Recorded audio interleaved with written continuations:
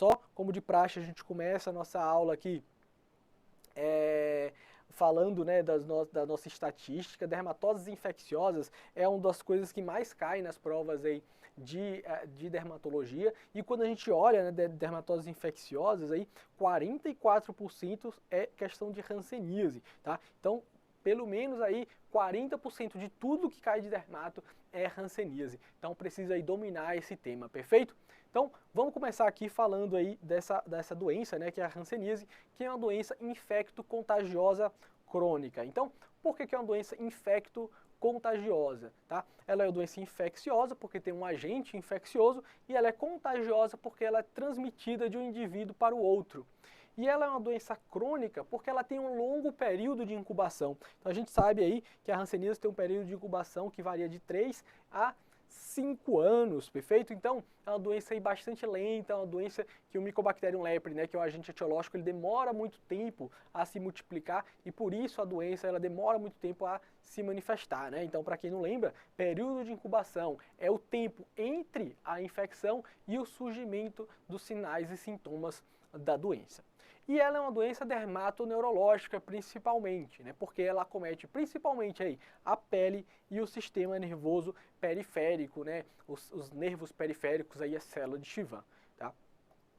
Uma das coisas que cai muito nas provas aí, né, de residência, das questões de hanseníase, é do ponto de vista de vigilância epidemiológica. Então eu gosto já de trazer aqui no começo da aula para você estar atento a esses conceitos. Quais são esses conceitos que eu quero que você lembre? A primeira coisa é que a hanseníase é uma doença de notificação compulsória em todo o território nacional, e é de notificação aí semanal. Você lembra, né? E tem aquelas doenças que são de notificação semanal, nós temos aquelas doenças que são de notificação imediata, em 24 horas, né? Então a hanseníase é uma doença de notificação semanal após, né, o diagnóstico, e ela é de investigação obrigatória. Então no final da aula a gente vai falar que a gente vai investigar os contatos, né, daquele indivíduo, e portanto aí é uma doença de investigação obrigatória. Outro ponto é lembrar que ela é uma doença de alta infectividade e de baixa patogenicidade. O que patogenicidade? O que quer dizer isso? Alta infectividade é que muitas pessoas que entram em contato com o Mycobacterium leprae vão aí ser infectadas. Porém, dessas pessoas que são infectadas, poucas, né, aí vai ser a baixa patogenicidade, poucas vão de fato adoecer, apresentar sinais e sintomas da doença. Então ela é de alta infectividade e de baixa patogenicidade. Outro conceito importante é que ela é de alta morbidade. Por que ela é de alta morbidade? Porque ela leva aí frequentemente a sequelas neurológicas irreversíveis. Mas felizmente ela é de baixa mortalidade e baixa letalidade. Por que é isso? Porque poucas pessoas vão morrer por conta da hanseníase. Então ela é alta morbidade, mas baixa mortalidade, baixa letalidade.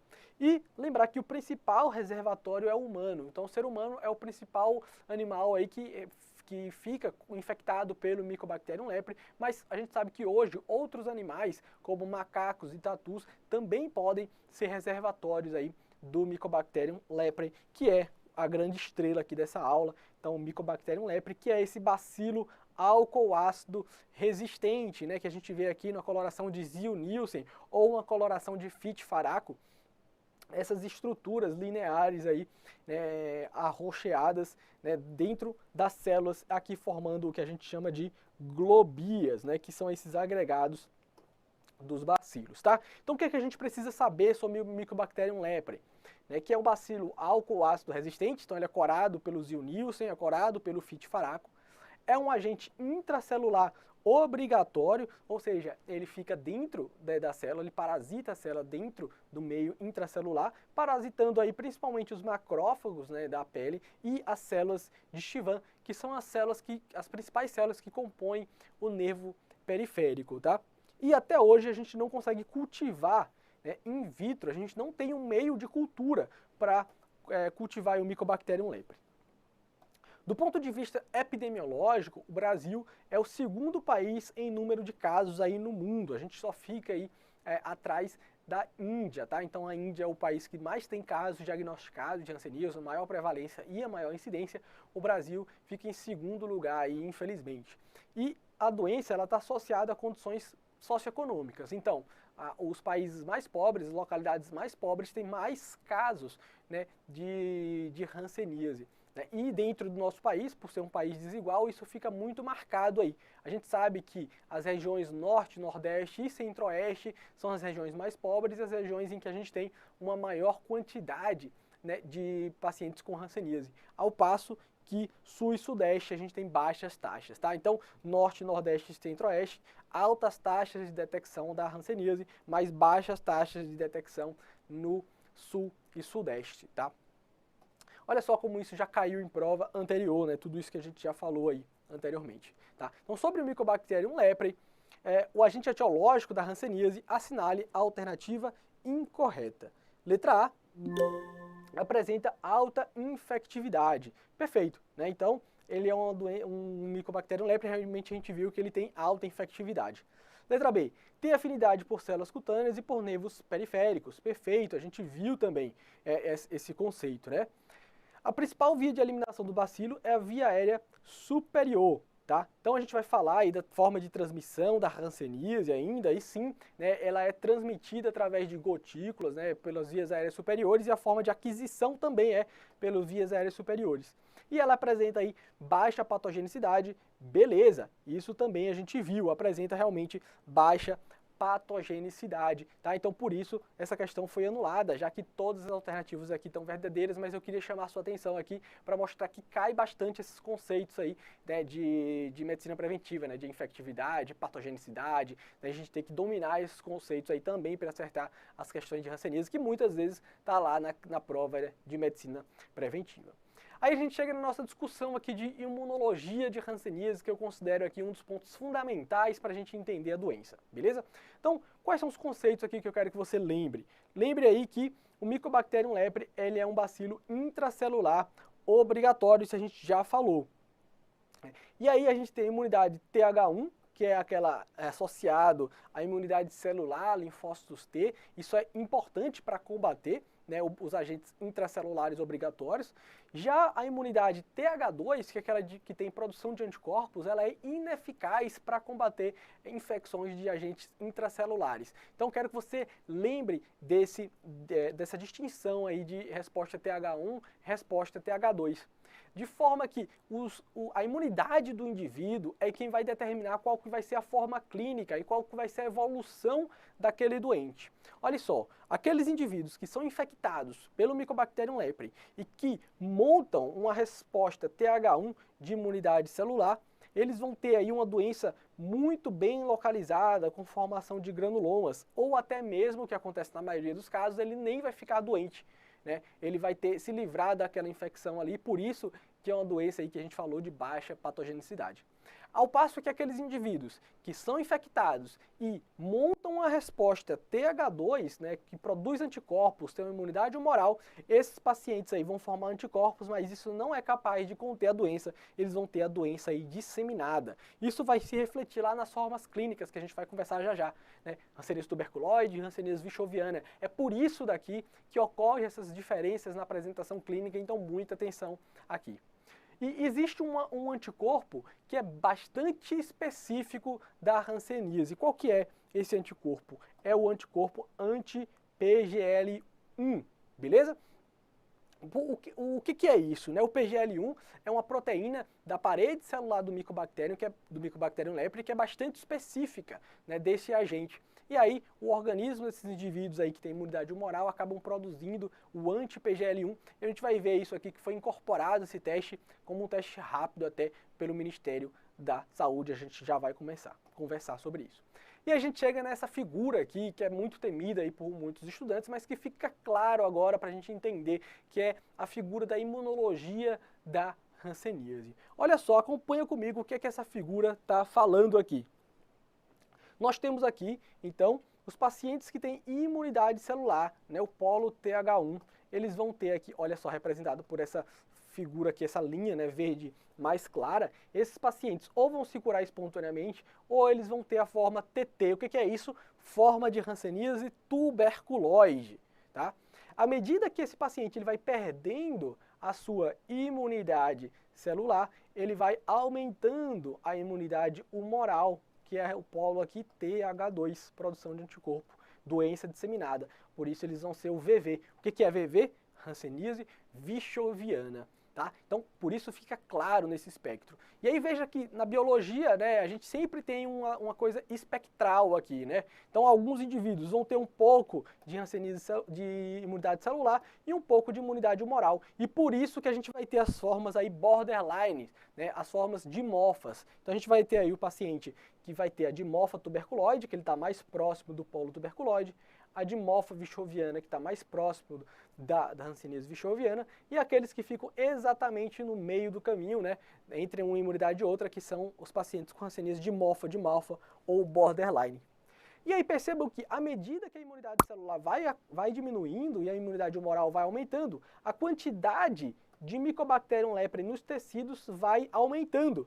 E é por isso aqui que a gente vai falar já já, que os pacientes com hanseníase tuberculoide têm baciloscopia negativa, ao passo que os indivíduos com hanseníase vichoviana vão ter baciloscopia positiva. Vai ser muito fácil achar bacilo nesses indivíduos, tá? Então, é por isso aqui que a gente chega nesse conceito.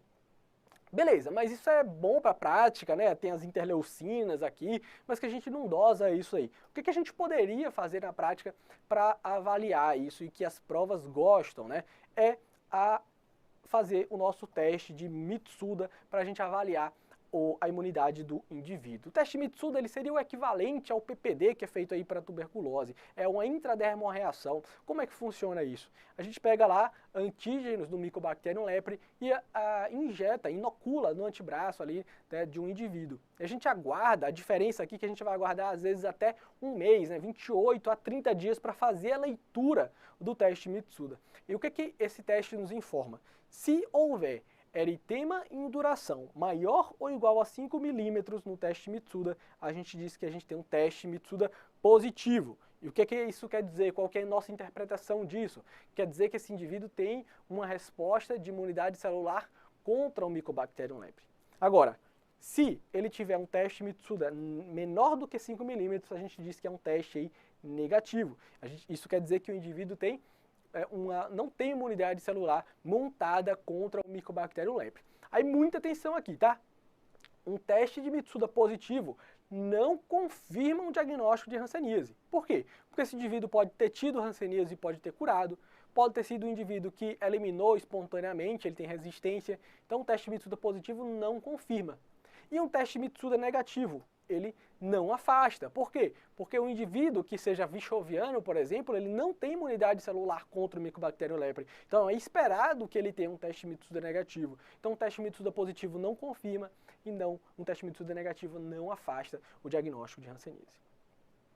Bom, a gente já ali comentou um pouquinho, mas reforçando aqui que a transmissão da hanseníase, muita atenção aqui, muita gente acha que a principal forma de transmissão da hanseníase é pelo contato cutâneo, por conta das manchas, mas não é, tá? Então anota aí que a principal forma de transmissão da hanseníase é pelas vias aéreas superiores, tá? Então ele é eliminado pelas vias aéreas superiores e adquirido pelas vias aéreas superiores.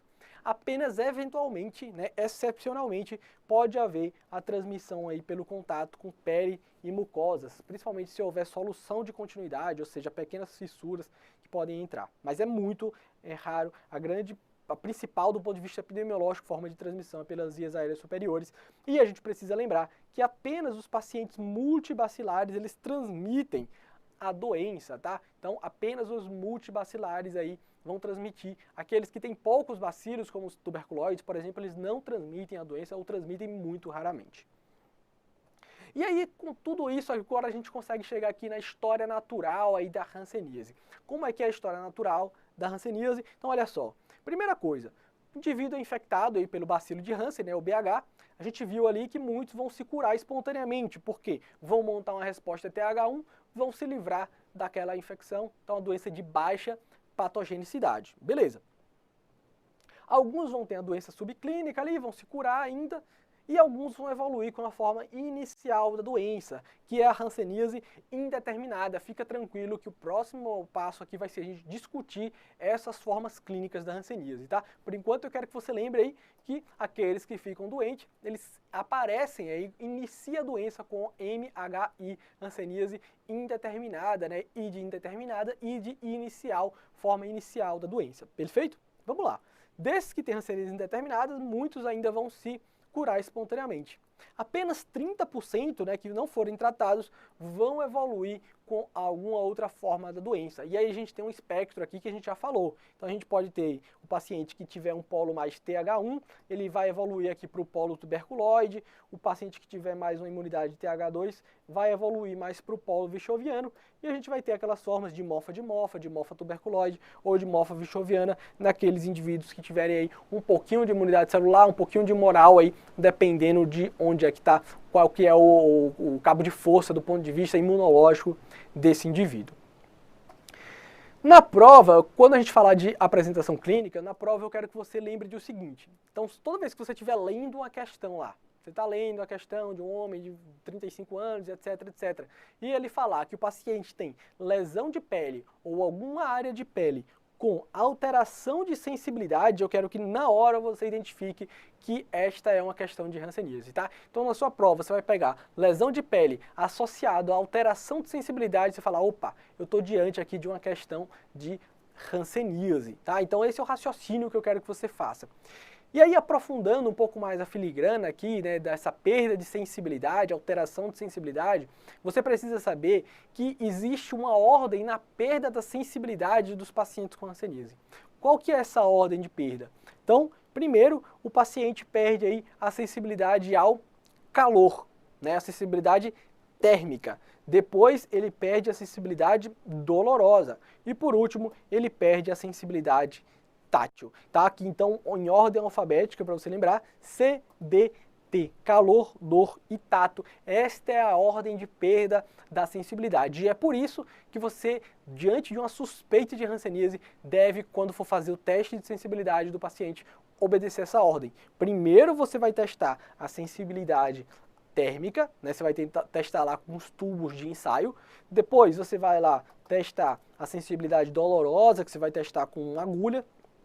E só por último, você vai fazer o teste da sensibilidade tátil, que você pode utilizar aí um chumaço de algodão, você pode utilizar o estesiômetro verde também para fazer aí o teste de sensibilidade. Então você tem que seguir essa ordem aqui. Perfeito? Mas essa alteração de sensibilidade aqui, ela é comum em todas as formas de hanseníase. E agora a gente vai falar aqui dessas formas clínicas que eu quero que você saiba, né? Então a gente tem aqui essas 4 formas clínicas, que são as 4 aí que mais caem na prova e que eu quero que você domine, tá? Então você tem a forma aí de hanseníase indeterminada, você tem aí a hanseníase tuberculoide, você tem aí a hanseníase de mofa e você tem aí a hanseníase vichoviana, perfeito? Então, a partir daí a gente vai discutir agora cada uma dessas formas aí para ficar claro para você como é que você vai identificando elas ao longo aí das apresentações que você vai ver na prova, beleza? Começando aí com a nossa hanseníase indeterminada, né? Olha só o que eu falei. ID indeterminada, ID inicial, é a forma inicial da doença, tá? Então o paciente vai apresentar como para você? Ele vai se apresentar aí com máculas, ou uma mácula, ou várias máculas hipocrômicas mal delimitadas, na maioria das vezes, algumas vezes bem delimitadas. Olha só aqui, foto do guia do Ministério da Saúde. Nós temos aqui mácula hipocrômica mal delimitada na face dessa criança. A gente está vendo aqui também mácula hipocrômica mal delimitada na face, tá? Pode ser, é mais comum inclusive em adultos, hanseníase em criança lá é pouco comum, né? Mas pode dar em qualquer faixa etária aqui e não vai cometer só a face, tá? Então qualquer área do corpo também pode ser acometido. Então pegou uma questão que está lendo lá, que o paciente tem mácula hipocrômica com alteração de sensibilidade, hanseníase indeterminada, perfeito? Voltando aqui, a gente viu lá que esses pacientes podem se curar espontaneamente, né, até 70% pode se curar espontaneamente, mas ele pode evoluir para as outras formas da doença. E ele pode ir para o polo tuberculose, polo vichoviano ou borderline, dependendo da sua imunidade, como a gente viu ali na história natural, beleza? E lembrar que como essa é uma forma inicial da doença, não há comprometimento de tronco neural, perfeito? Não há comprometimento de tronco neural, ou seja, quando a gente vai palpar o nervo desses pacientes, a gente não palpa nervo espessado, tá? Ela é uma forma muito inicial que está pegando apenas os filetes nervosos ali mais superficiais. O que a gente já vai ter aqui é a alteração de sensibilidade, tá? Então a gente precisa disso até para dar o diagnóstico. Chegou nessa mácula hipocrômica aqui, vai fazer o teste de sensibilidade térmica, tátil, dolorosa aí para esse indivíduo e vai ver que tem alteração de sensibilidade. Além da alteração de sensibilidade, a gente já pode ter aqui redução de sudorese, né, que esse paciente pode ter, né, e a alopécia também, ou seja, diminuição do pelo nessa área. Isso já pode estar presente nesses pacientes com hanseníase indeterminada. Agora a gente vai para a nossa discussão de hanseníase tuberculoide, né, as formas mais avançadas aí de hanseníase. A hanseníase tuberculoide, ele está relacionado ao polo da imunidade celular, como a gente já cansou de falar aqui, né, responsável aí pelo polo TH1. Como esse paciente tem uma doença aí com uma resposta da imunidade celular, ele vai ter uma doença mais localizada. Então ele vai ter aí, olha, poucas lesões cutâneas, uma doença bem mais localizada, a gente não vai deixar a doença aí se disseminar. E assim como ele vai ter poucas lesões na pele, ele também vai ter aí um comprometimento neural bastante precoce, grave e assimétrico. Como assim, professor? Eu não consigo entender porque é que o paciente com hanseníase tuberculoide tem um acometimento neural precoce, grave e assimétrico. Preste atenção nesse momento aqui que é fundamental para o seu entendimento de como funciona a lesão neural em um paciente com hanseníase. Olha só. Então aqui imagine que você tem aqui um nervo, tá? Então aqui é um nervo que você tem de um determinado paciente. Vem aqui o Mycobacterium leprae. Esse Mycobacterium leprae, ele vai lá entrar na célula de Chauvin, vai infectar o nervo periférico, perfeito? Ele vai lá e entrou no nervo. O que é que vai acontecer aqui? O nosso sistema imunológico vai tentar debelar aquela infecção. Então, a gente vai ter aqui os nossos linfócitos que vão lá tentar destruir aquele bacilo. Só que na hora que o nosso sistema imunológico ele vai destruir o bacilo, ele acaba lesando também o nervo. Então, é o nosso sistema imunológico, o sistema imunológico do indivíduo com hanseníase que acaba lesionando o nervo. Então, aqueles indivíduos que tiverem uma resposta imunológica mais potente, que são aqueles pacientes com hanseníase tuberculoide, vão ter um acometimento neural mais precoce e mais grave. E por que ele vai ter um acometimento neurológico assimétrico? Porque como é uma doença localizada, então imagine aqui apenas um nervo de um lado vai ser acometido. Esses pacientes têm um nervo geralmente só acometido. A gente vai ver já já como é que funciona no hanseníase vichoviana, para ficar o contraste bem claro. Mas agora acho que fica fácil de você entender, né, por que o paciente com hanseníase tuberculoide vai ter esse acometimento neural precoce, grave aí, e assimétrico. E do ponto de vista de lesões dermatológicas, então são poucas lesões dermatológicas. E o que é que ele vai ter? Como é que vai estar descrito na sua prova? Vai estar descrito aí placas eritematosas com bordas elevadas e com anestesia. A gente vê aqui também essa foto, olha só, uma lesão com as bordas elevadas, eritematosas e muito bem delimitada. Placa com as bordas eritematosas elevadas, bem delimitadas. E outra coisa é clareamento na região central. Então isso aqui é a lesão típica de hanseníase tuberculoide. Olha essa outra foto. Essa placa, né, com bordas eritematosas bem delimitadas aí, né, e clareamento na região central. Tá? Então isso é típico da hanseníase tuberculoide, tanto a foto quanto essa descrição, quero que fique claro aí, não quero que você esqueça. Tá? Bom, como esses pacientes fazem um comprometimento neural bastante grave, às vezes tem o quê? Formação de abscessos neurais, que isso é o que está mostrando nessa fotografia aqui, né? Nós temos abscesso aqui de um nervo, né, desse paciente, né, uma foto retirada do guia do Ministério da Saúde. E aí é importante a gente saber quais são os nervos mais acometidos na hanseníase aí. Então, os 3 nervos mais acometidos na hanseníase, eu quero que você lembre, é o nervo mediano, o nervo radial e o nervo ulnar. E que a lesão de cada um desses nervos aí vai dar uma alteração semiológica específica. Então, aquele paciente que tem lesão do nervo mediano vai ter a mão simiesca aí, né? Então, ele vai ter aí esses dedos aqui, o primeiro e o segundo aí, fletidos aí. A lesão do nervo radial, o paciente tem o punho caído. E a lesão do nervo ulnar, o paciente vai acabar tendo aí a lesão, uma mão em garra, tá? Hanseníase tuberculoide, então, polo TH1, doença localizada. O que você acha que vai ter no teste de Mitsuda desse paciente? O teste de Mitsuda desse paciente vai ser fortemente positivo. Por quê? Porque ele tem uma resposta celular. E a baciloscopia, a gente já falou lá, esse paciente aqui quase não tem bacilos, tá, visíveis. Então, baciloscopia negativa. E por acaso, se você fizer a biópsia, você vai ver aí granulomas bem formados, mas não vai conseguir achar esses bacilos. Partindo aqui para a nossa hanseníase vichoviana. Então, é só virar ao contrário. Tudo que a gente falou de tuberculose vira ao contrário que vai achar aí na hanseníase vichoviana, tá? Então, ele já é uma doença do polo da imunidade humoral, ele vai ter múltiplas lesões de pele e a pele completamente infiltrada, vai ter facies leonina com alopécia, madarose, infiltração do pavilhão auricular e o comprometimento neural, ele é mais tardio e simétrico. Vamos entender lá por quê? Agora imagina esse nervo de um paciente com hanseníase vichoviana, é lotado de bacilos, mas ele só tem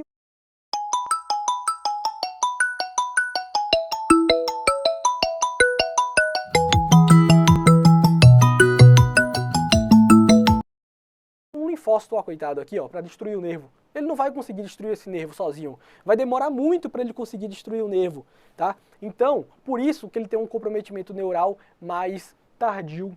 E por que é simétrico? Olha só aqui, ele acaba infectando os nervos, quase todos os nervos. Então a gente vai ter aqui, olha, os dois nervos medianos infiltrados, os nervos aqui dos membros inferiores infiltrados. Então por isso que ele vai ter um comprometimento neural aí mais tardio e simétrico. Do ponto de vista aí de semiologia dermatológica, a gente vai ver aí, olha, então, aqui madarose, né, que é a perda das sobrancelhas, vai ver vários nódulos infiltrados pela pele desse indivíduo, tá? Facies leonina, infiltração aqui do pavilhão auricular, isso é muito característico, inclusive é aqui que a gente faz uma baciloscopia, e se fizer uma baciloscopia aqui, com certeza a gente vai ver muito bacilo, tá? Então, hanseníase vichoviana, polo TH2, paciente com doença disseminada. O que é que você acha do Mitsuda dele? Obviamente é um Mitsuda negativo, como a gente falou, ele não tem imunidade celular. E a baciloscopia fortemente positiva.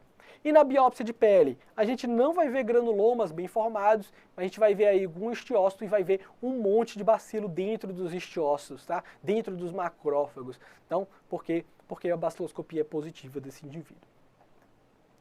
E por último, a gente chega aqui no nosso paciente com hanseníase dimorfa, né? Aqueles indivíduos que têm aí a doença no meio do caminho do sistema imunológico, né? Ela é uma forma instável, né? O paciente está naquele cabo de força ali, ele vai para TH1, ele vai para TH2, ele pode migrar entre os polos aí. Então, esse paciente com hanseníase dimorfa, por isso que eles são os que mais vão fazer reação hansênica, que a gente vai falar já na parte 2 da nossa aula aqui, por conta dessa instabilidade do sistema imunológico. A gente já falou que esses pacientes com hanseníase dimorfa podem ser dimorfo tuberculoide, dimorfo ou dimorfo vichoviano, mas geralmente a prova não entra nesse nível de aprofundamento. Eles colocam dimorfo tudo dentro de um bolo só, geralmente abordando o paciente dimorfo. E como é que você vai identificar uma questão de um paciente com hanseníase dimorfa? Porque ele vai te descrever a lesão em queijo suíço ou lesão foveolar. O que diabo é isso? Lesão em queijo suíço ou lesão foveolar. Olha a foto aqui, né? Como se diz, uma imagem fala mais do que 1000 palavras. A gente está vendo aqui esse tronco desse paciente e é como a gente estivesse vendo um queijo suíço, né? Várias lesões aí dando aspecto, né, esburacado. Mas como é que ele vai te descrever isso? Ele vai te descrever que esse paciente tem lesões cuja borda interna é bem delimitada e a borda externa é mal delimitada. Então o examinador falou, lesão em queijo suíço, lesão foveolar, ou descreveu borda interna bem delimitada e borda externa mal delimitada, ele está te falando, olha, esse seu paciente com hanseníase tem a forma dimorfa. Beleza? É isso aí que eu quero que você aprenda, tá? Então, a baciloscopia e o teste Mitsuda da hanseníase dimorfa vai variar aí de acordo com a forma, tá? Então, dimorfa tuberculoide, o paciente está mais próximo do polo tuberculoide, então ele vai ter Mitsuda positivo, baciloscopia negativa, assim como os pacientes tuberculoides. O dimorfo vichoviano vai ter Mitsuda negativo, baciloscopia positiva, assim como o polo vichoviano, e o dimorfo, ele também vai ter Mitsuda negativo e baciloscopia positiva. Vamos praticar aqui um pouco como é que cai isso na prova? Olha só essa questão da USP, né, do USP São Paulo. Uma mulher de 56 anos, sem comorbidade e uso de vitaminas para o formigamento nas mãos e nos pés, apresentou as lesões de pele há 7 meses. Qual que é a conduta mais adequada? E ele bota lá, biópsia, eletroneuro, estesiometria ou micológico direto. Então essa era a foto, né, do que estava na prova. O que a gente vê aqui? A gente está vendo uma placa anular com borda eritematosa bem delimitada e clareamento na região central. Então a gente deve pensar na hora aí na hipótese diagnóstica de hanseníase. E quando a gente está diante da hipótese de hanseníase, qual que é a primeira coisa que a gente tem que fazer? Biópsia de pele?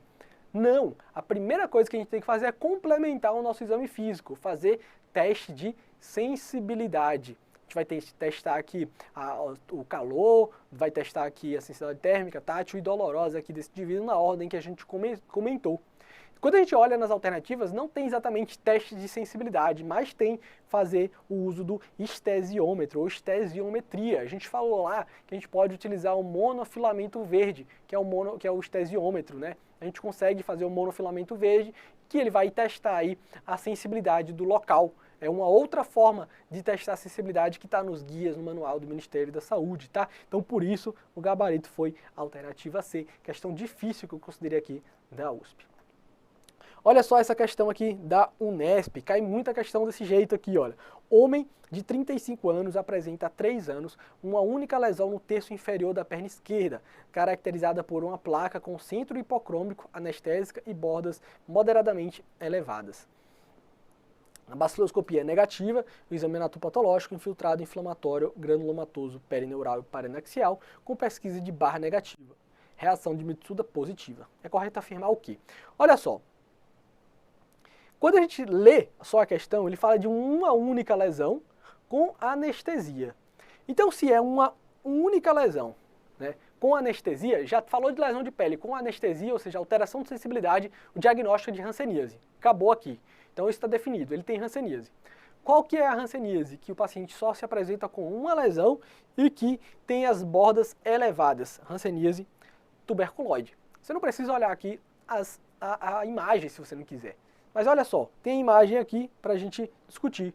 O que a gente discutiu? Placa com borda eritematosa, bem delimitada e elevada, clareamento na região central. A gente não tem dúvida que esse paciente aí, né, tem hanseníase tuberculoide. Baciloscopia negativa, era o esperado, formação de granuloma, né, e teste Mitsuda positivo. Então, bem claro aí que esse paciente tem o quê? O paciente tem o diagnóstico de hanseníase tuberculoide, mesmo sem o achado do bacilo, né? Não é porque ele tem um bar negativo que você vai dizer que ele não tem hanseníase. Lembra aí, baciloscopia negativa não exclui o diagnóstico aí de hanseníase. Perfeito? Então a gente vai parar aqui na nossa parte 1, te espero aí na nossa parte 2 da aula de hanseníase. Forte abraço.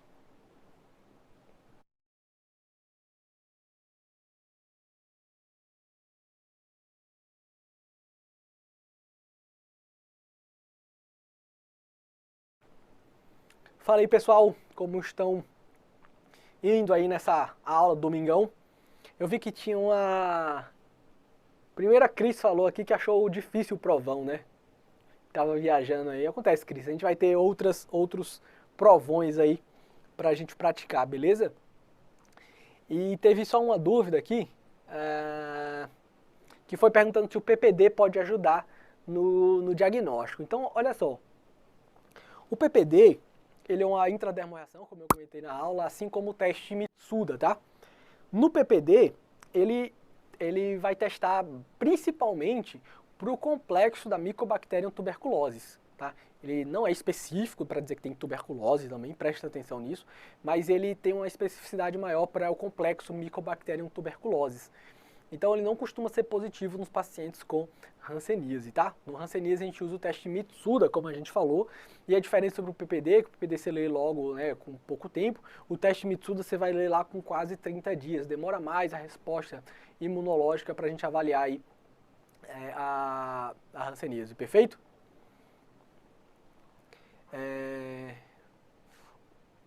O Paul Santi ali falou que do áudio, né? Espero que tenha ficado melhor aí. E o Marcos aqui respondeu, né? Disse que o PPD, o teste tuberculínico, é específico para o diagnóstico da tuberculose latente.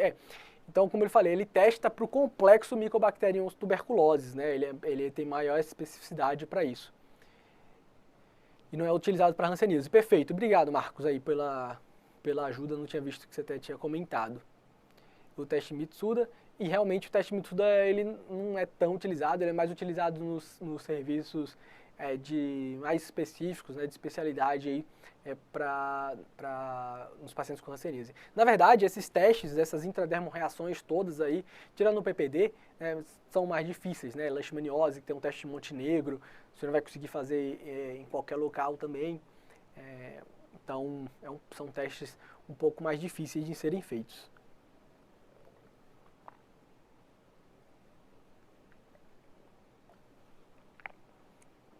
Obrigado, Marcos. Tamo junto aí. Qualquer dúvida, também coloca aí, tá? Bom, a gente vai entrar agora na nossa parte 2, e aqui é onde tem as novidades, atualizações que eu falei aí, que foram incorporadas pelo Ministério da Saúde, né?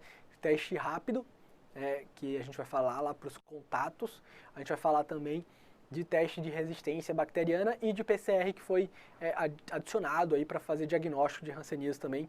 Então foram vitórias aí do SUS para a gente continuar a nossa batalha de erradicação da hanseníase, como a gente viu. Tem caso de montão aqui no Brasil, né? É uma luta aí.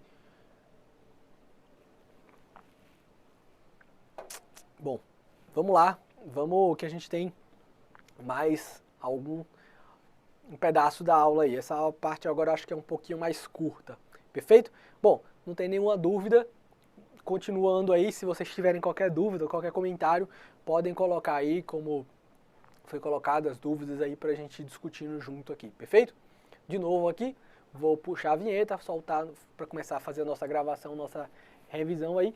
E aí depois, no final, a gente tira as nossas dúvidas aí. Beleza? Também reforço aí para quem quiser tirar alguma dúvida depois no Instagram, fique à vontade aí, o @profbruno.souza, perfeito? Vou lá, vou puxar a vinheta aqui e vamos voltar para nossa aula.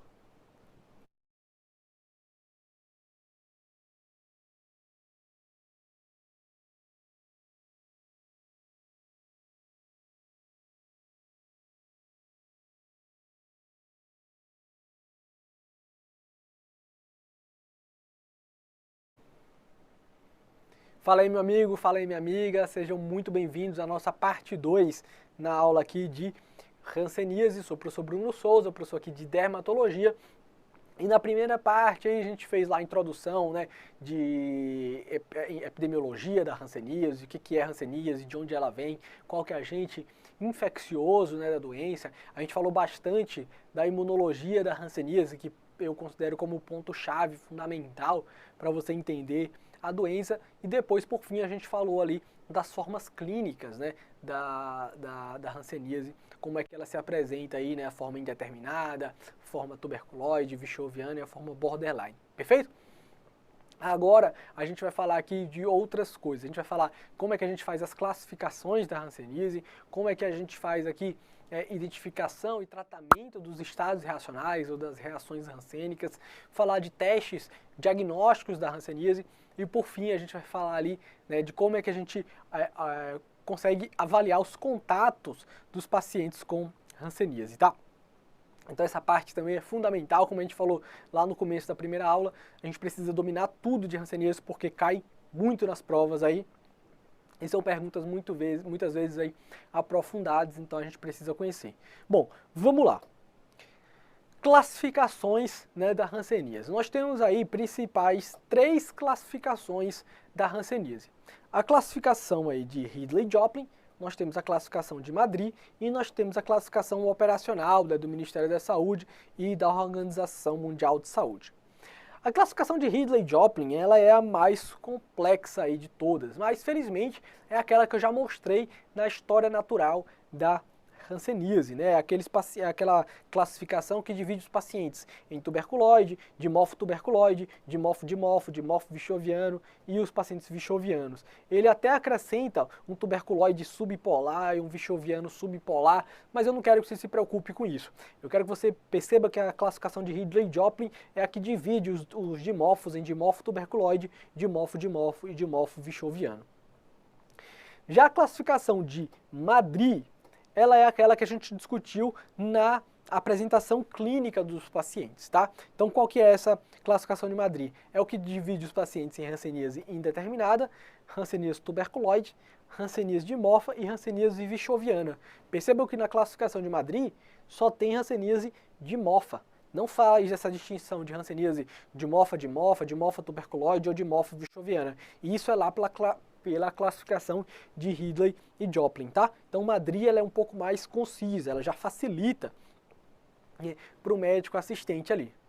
Mas, por conta dessa dificuldade, né, de a gente fazer essa classificação de forma mais completa, o Ministério da Saúde, a Organização Mundial de Saúde, propõe que a gente faça divisão na classificação operacional. Ela é muito mais fácil, né, da gente fazer essa classificação. Olha só, e é o que geralmente cai nas provas, então quero que a sua atenção máxima aqui, perfeito? Então, classificação operacional. Então, pegou lá o paciente com lesões de pele, com perda de sensibilidade, perfeito. Diagnóstico é hanseníase. Aí o que é que você faz? Você vai contar quantas lesões de pele aquele paciente tem na hanseníase. Os pacientes que tiverem até 5 lesões de pele de hanseníase, eles são classificados como paucibacilares. Aqueles que tiverem mais do que 5 lesões, eles são chamados de multibacilares. Agora presta atenção aqui nessa mensagem de rodapé.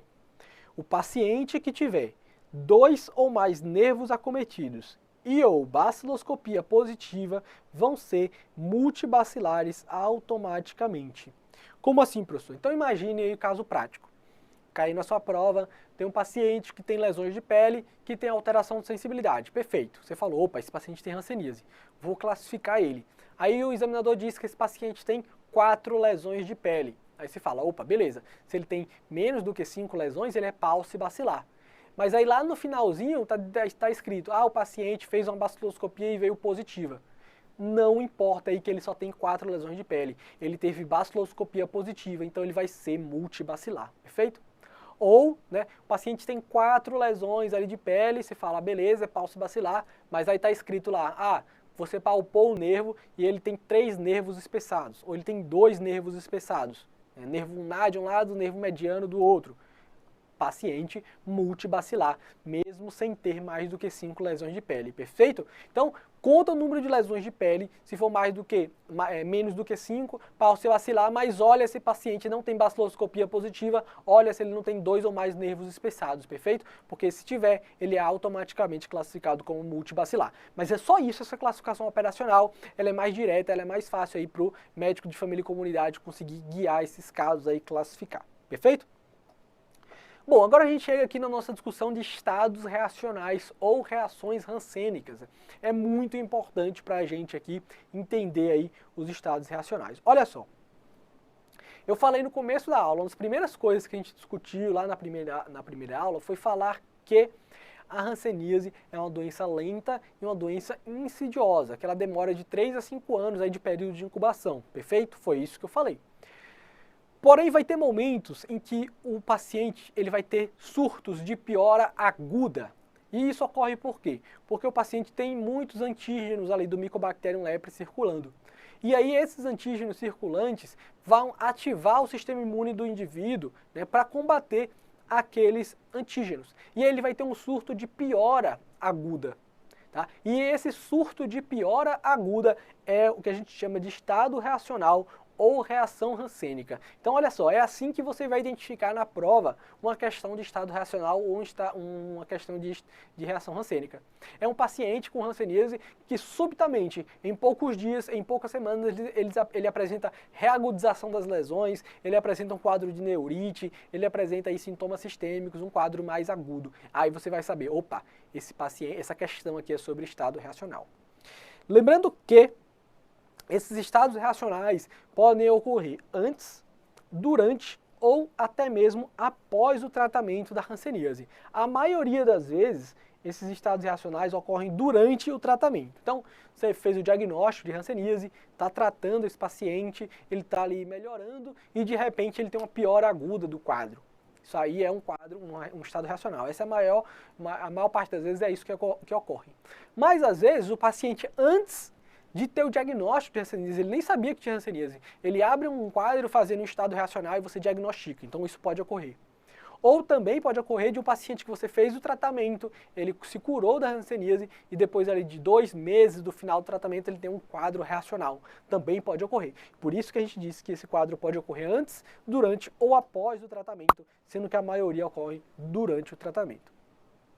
E é fundamental que a gente faça esse diagnóstico de um estado reacional precocemente. Por quê? Porque ele é a principal causa de sequela neurológica. O estado reacional vai muita inflamação no nervo e o paciente pode ter uma neurite aí com perda definitiva da função daquele nervo. Então a gente precisa fazer aí a avaliação, o diagnóstico precoce de um estado reacional para prontamente tratar esse nosso paciente. A gente tem 2 tipos de reação hansênica aqui, né, classicamente descritas.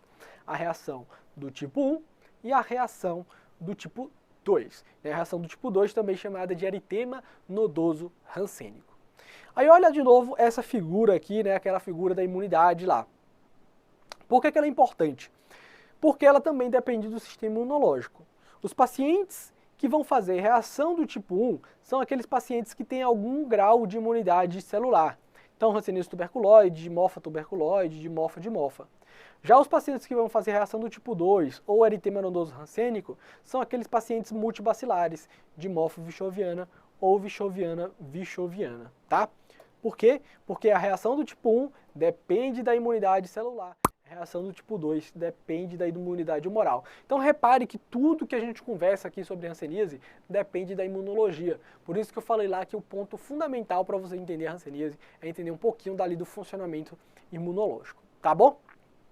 Bom, reação do tipo 1, reação reversa. Então vai acontecer nos pacientes instáveis, Dimorfa tuberculoide, Dimorfa dimorfa ou Dimorfo vichoviano, e ele se caracteriza, ou a reação se caracteriza, pela reagudização de lesões antigas e surgimento de algumas novas lesões, tá?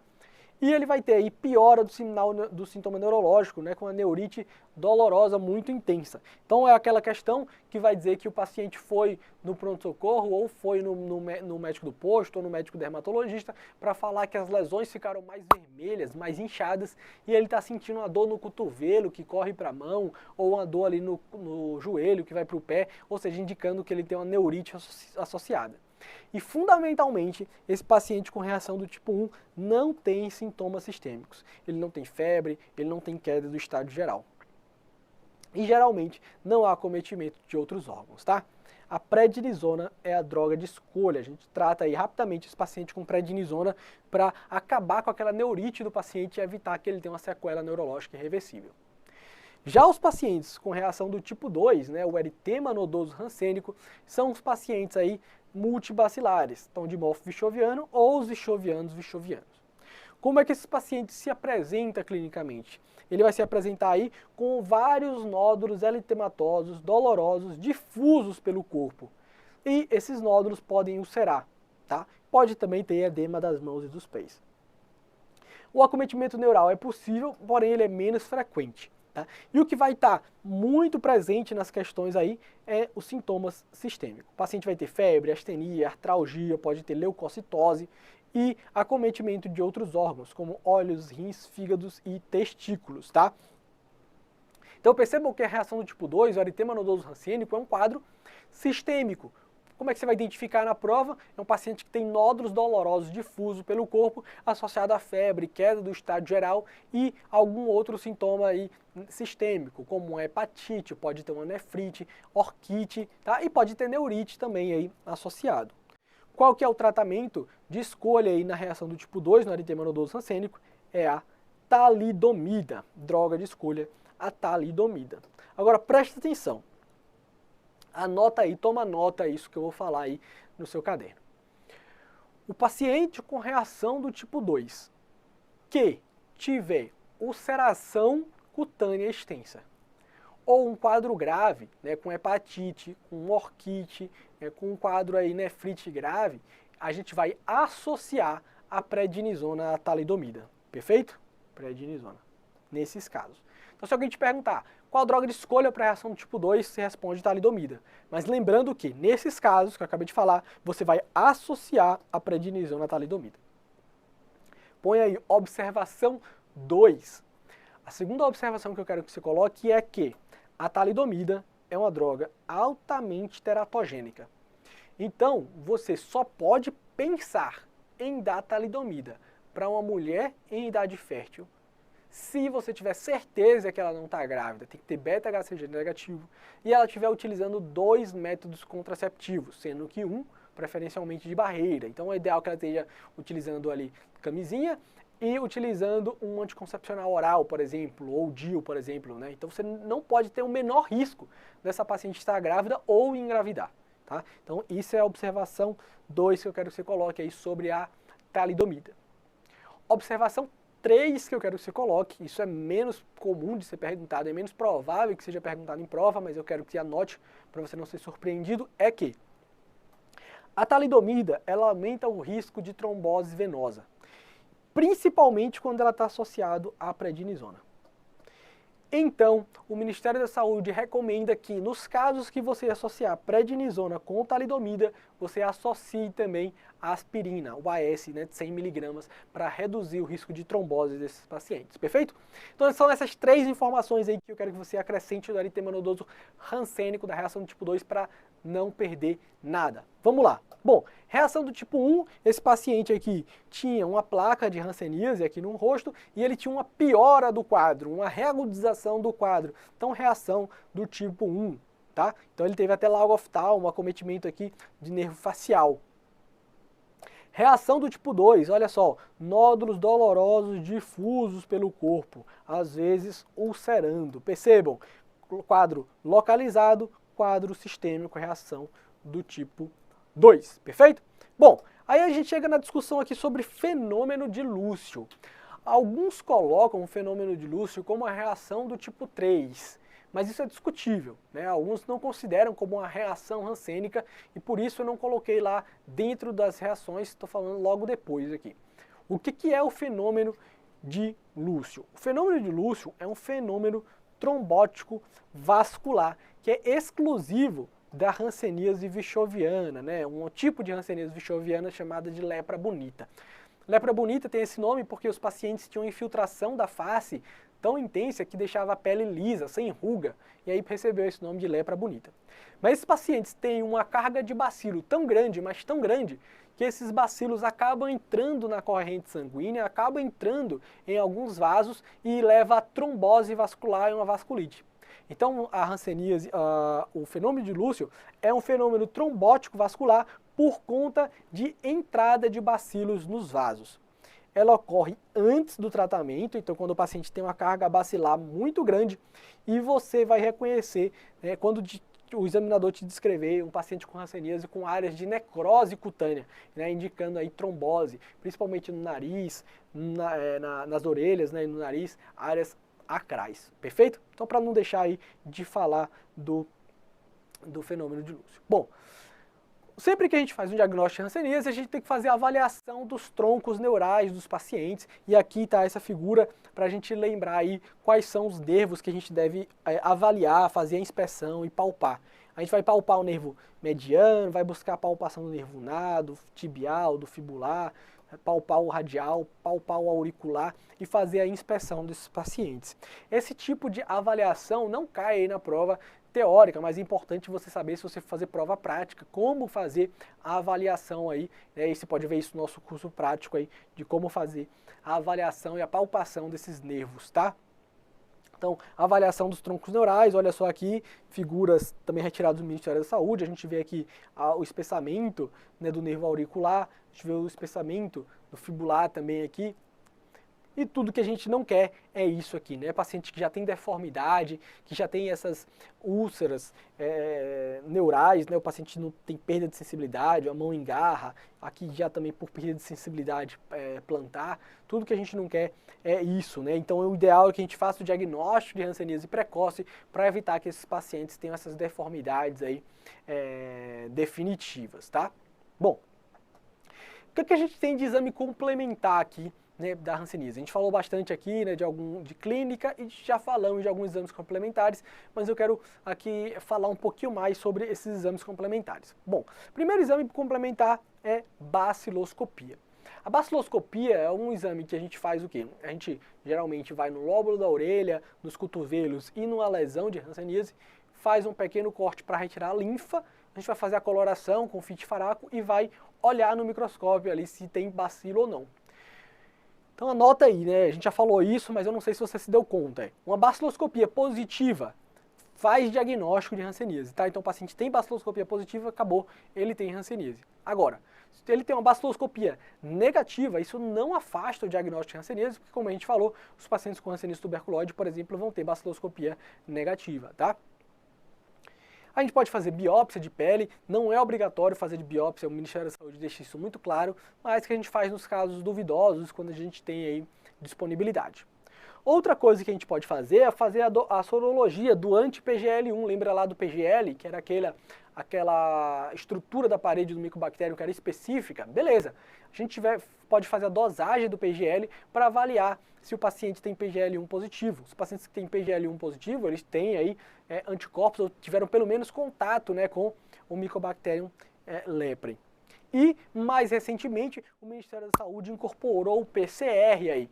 O PCR pode ser feito aonde? Né? Nas áreas de atendimento especializados de hanseníase, em casos muito difíceis, muito duvidosos, a gente pode mandar biópsia de pele ou de nervo periférico para fazer PCR. Né? Então isso foi incorporação aí do Ministério da Saúde recente para a gente fazer o diagnóstico desses pacientes, né? Então PCR aí foi acrescentado, né, na lista do Ministério da Saúde.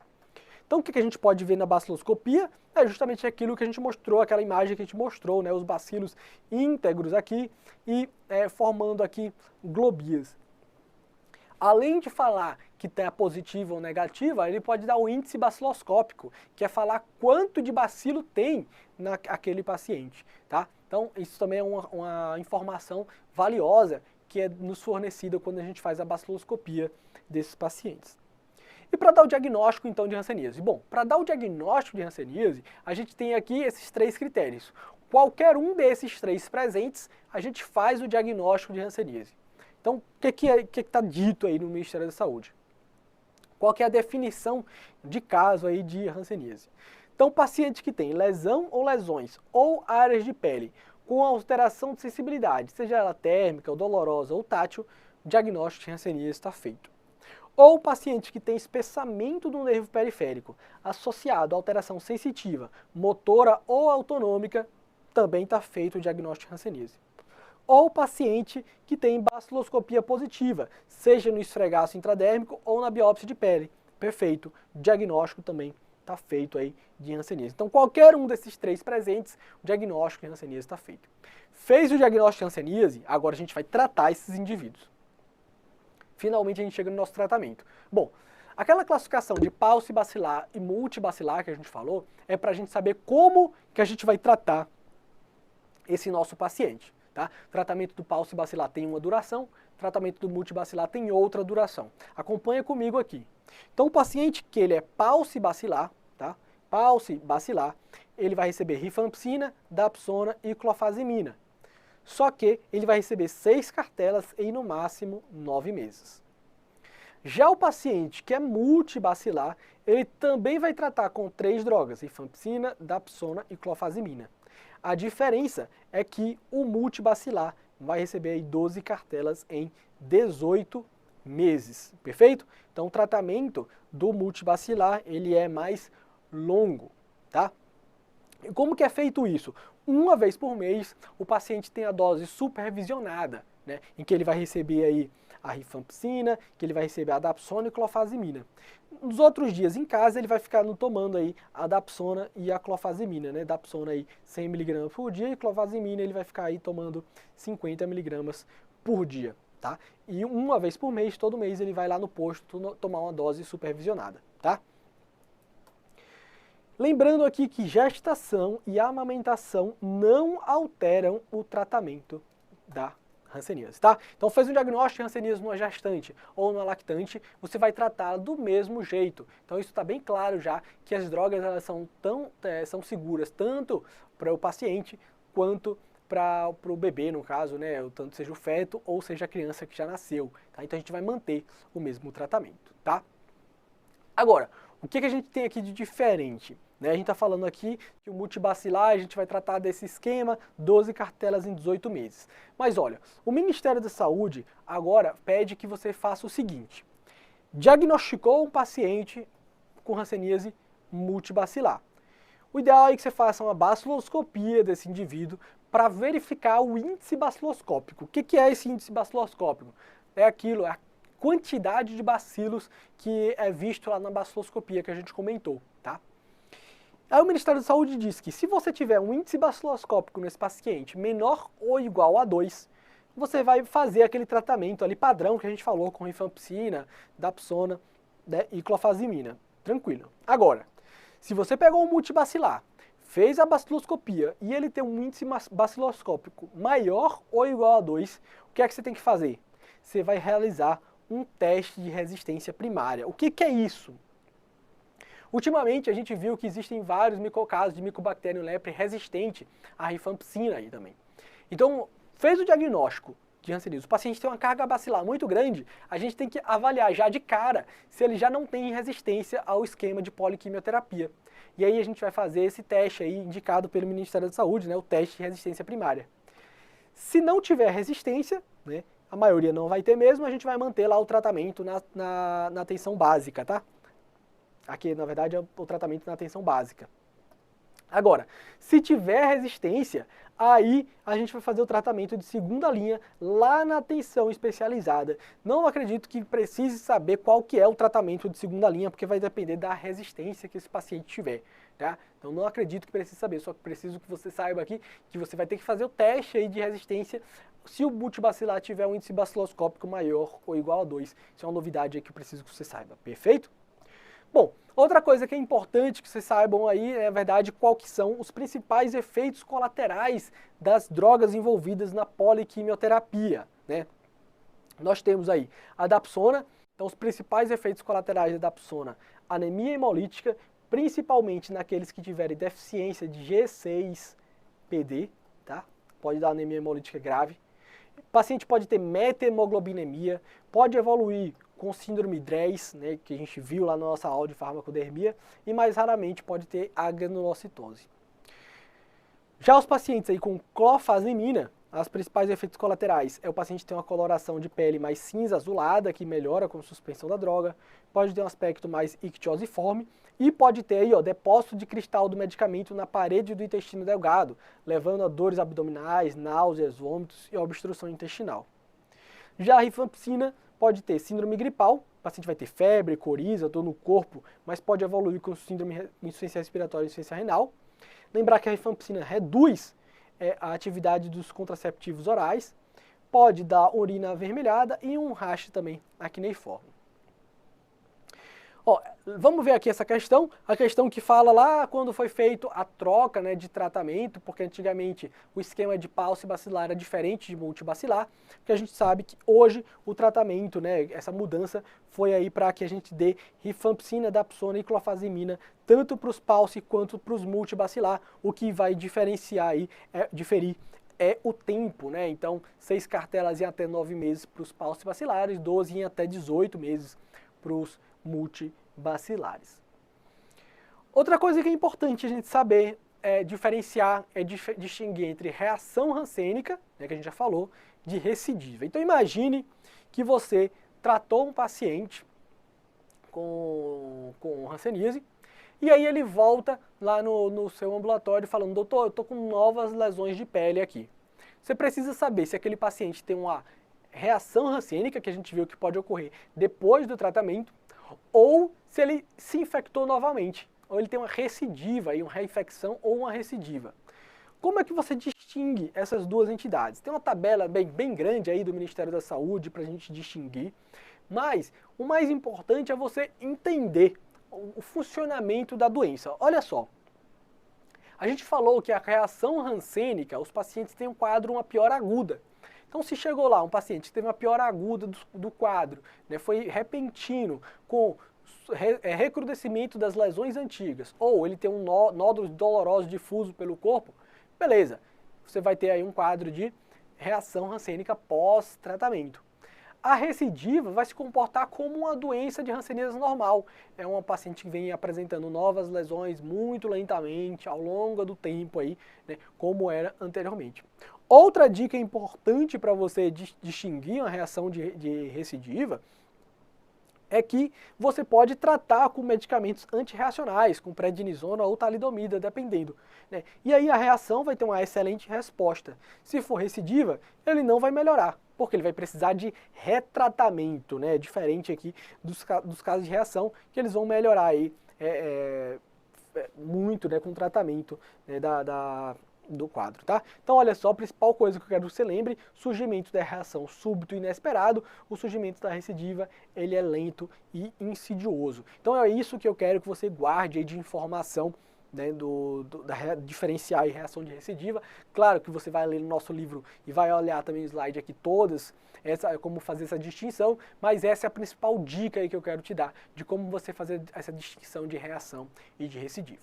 E por último, a gente vai conversar aqui sobre avaliação e conduta nos contatos com hanseníase. Olha só, a gente falou lá no começo que a hanseníase é uma doença de investigação obrigatória. Então, sempre que a gente faz um diagnóstico de hanseníase, a gente vai precisar avaliar se os contatos daquele indivíduo têm hanseníase ou não. E como é que é essa nossa avaliação? Então, você teve aí um contato de hanseníase confirmado. Você vai ter que fazer a avaliação dermatoneurológica em todos os contatos, né, íntimos daquele indivíduo que convivem ou conviveram nos últimos 5 anos. Tá? Então, todo mundo que conviveu ou que convive nos últimos 5 anos com aquele seu paciente, independentemente se a forma é tuberculoide, se a forma é dimorfa, ou seja, se ele é paucibacilar ou se ele é multibacilar, você vai ter que convocar. Beleza? Convocou aqueles indivíduos, você vai fazer o exame dermatoneurológico, despir o paciente, olhar se ele tem alguma lesão de pele, fazer a inspeção neurológica, palpação de nervo. Pegou, então, algum desse indivíduo aí tem hanseníase, está confirmado, você vai tratar esse indivíduo, né, de acordo com paucibacilar ou multibacilar, de acordo lá com a forma clínica desse indivíduo. Não tem, está descartado, o indivíduo não tem hanseníase. O que é que você tem que fazer? Olha só a novidade aqui, teste rápido. Vai fazer um teste rápido, que é a dosagem lá do PGL-1, tá? PGL-1 desse paciente. Caso ele tenha um teste rápido positivo, um teste rápido reagente, você vai fazer o segmento anual por 5 anos. Esse indivíduo vai ter que ir lá na unidade básica uma vez por ano, por 5 anos, acompanhando, para a gente ter certeza que ele não vai ter hanseníase. Agora, fez um teste rápido, foi não reagente, negativo. Aí você vai fazer vigilância passiva. Você vai falar para o indivíduo, né, explicar o que é hanseníase, como é que as lesões se apresentam e falar para ele: olha, caso alguma dessas lesões suspeitas de hanseníase surja, você deve vir aqui pro posto, né? Ele vai fazer o autoexame, tá? Então essa é a diferença aí. Antigamente a gente tinha que fazer isso para todos os indivíduos, o segmento anual por 5 anos, agora a gente colocou aí o Ministério da Saúde esse teste rápido para a gente triar esses indivíduos que têm maior ou menor risco de terem hanseníase. Mas a coisa aí que a gente precisa fazer é fazer a questão da vacinação da BCG para os contatos. Então, como que é essa vacinação de BCG para os contatos de hanseníase? Tem um paciente, um contato de um indivíduo com hanseníase que não tem nenhuma cicatriz de BCG. Esse deve receber uma dose da BCG. Aqueles que têm uma cicatriz de BCG também devem receber uma dose. E aqueles que têm 2 cicatrizes de BCG não precisam receber aí mais nenhuma dose. Perfeito? Lembrando que Contatos de hanseníase com menos de 1 ano de idade, já comprovadamente vacinados, não necessitam da aplicação de outra dose de BCG. Então, como assim? Então, nasceu uma criança ali, a gente deu a BCG para ela, né, no nascimento, lá quando ela estava com 6 meses, descobriu que o pai dela tem hanseníase, né? Não precisa aí fazer uma segunda dose, né, de hanseníase, porque ela tomou aí, tem menos de 1 ano, perfeito? Então é esse o raciocínio aí que a gente precisa ter. Bom, essa era a nossa aula de hanseníase, eu vou ficando por aqui. Qualquer dúvida aí, tem o nosso fórum de dúvidas, nossas redes sociais, a gente vai estar aí te respondendo prontamente. Um forte abraço e até a próxima.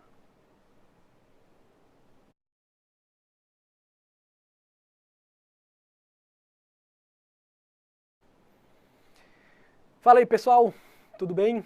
E aí, vira a novidade aí das hanseníase.